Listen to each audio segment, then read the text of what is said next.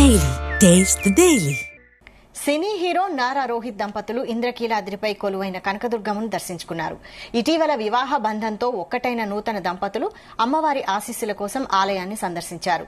నారా రోహిత్ దంపతులకు దుర్గగుడి చైర్మన్ బొర్రా రాధాకృష్ణ, ఆలయ అధికారులు, పాలక మండలి సభ్యులు ఘన స్వాగతం పలికారు.